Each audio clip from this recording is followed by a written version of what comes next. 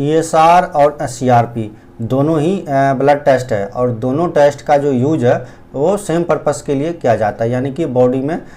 Infection या inflammation का पता लगाने के लिए किया जाता है। और बहुत सारे ऐसे केसेस होते हैं जिसमें ईएसआर और सीआरपी का वैल्यू जो है वो बढ़ जाता है, जैसे कि कोई बैक्टीरियल इन्फेक्शन हो, वायरल इन्फेक्शन हो, चाहे रोमेटॉइड अर्थराइटिस हो जाए, किसी को ऑटो इम्यून डिसऑर्डर, तो इन सब केसों में जो है वो सीआरपी और जो ईएसआर का वैल्यू है वो बढ़ जाता है।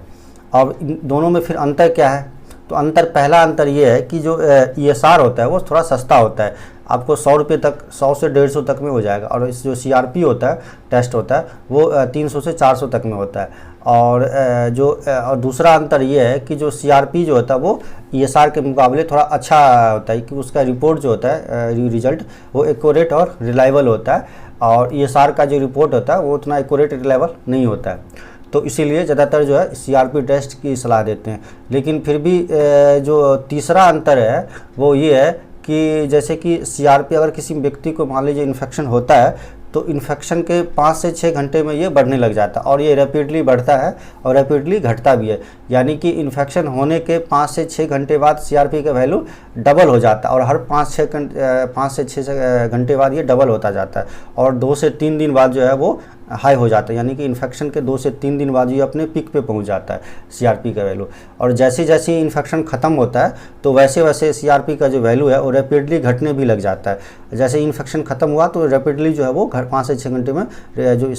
सीआरपी होगा वो कम होता जाता है। तो जो सीआरपी टेस्ट होता है उससे बेसिकली हमें अर्ली स्टेज में इन्फेक्शन का पता चल जाता है कि इन्फेक्शन है या नहीं है। यानी कि अगर मान लो इन्फेक्शन हमें 5 से 6 घंटे पहले हुआ तो ये बढ़ने लग जाता है, जिससे हमें 5 से 6 घंटे बाद भी हमें इन्फेक्शन का पता चल जाता। लेकिन इससे जो ईएसआर टेस्ट होता है इससे जो है हमें अर्ली स्टेज में नहीं पता चलता है, क्योंकि ये जो है इसका जो वैल्यू होता है ईएसआर का वो स्लोली बढ़ता है और कॉन्स्टेंटली बढ़ता रहता है, यानी कि 1 से 2 दिन में ये डबल होता रहता है। तो अगर मान लीजिए इन्फेक्शन हमें आज हुआ है तो जो ईएसआर का वैल्यू है वो 2 से 3 दिन बाद जो है ये बढ़ना स्टार्ट करता है, और उसके बाद ये रैपिडली बढ़ता स्लोली बढ़ता रहता है। और ये जो है और मान लो इन्फेक्शन यदि हमारे ख़त्म भी हो गया तो पर भी ये स्लोली घटता रहता है, यानी कि अगर मान लो कि इन्फेक्शन था और ये हमें 50 वैल्यू था और इन्फेक्शन हमें ख़त्म भी हो गया तो पर भी ये धीरे धीरे 30-40 धीरे धीरे जो है ये घटता रहता है। तो इससे होता है कि जो ईएसआर होता है वो अर्ली स्टेज में हमें इन्फेक्शन का पता नहीं चलता है, तो अर्ली स्टेज में हमें सीआरपी टेस्ट से ही पता चलता है। तो ये है दोनों का बीच में मेन अंतर है।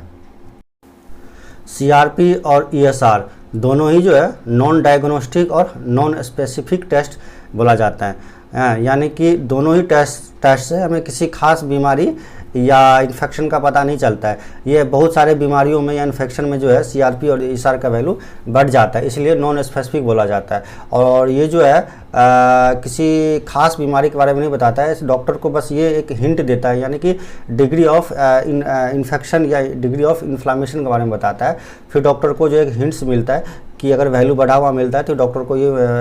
इंडिकेशन मिलता है कि इन्फेक्शन है, फिर डॉक्टर किसी दूसरे टेस्ट की सलाह देते हैं या फिर उस हिसाब से वो मेडिसिन देता है। तो ये बेसिकली होता है ये।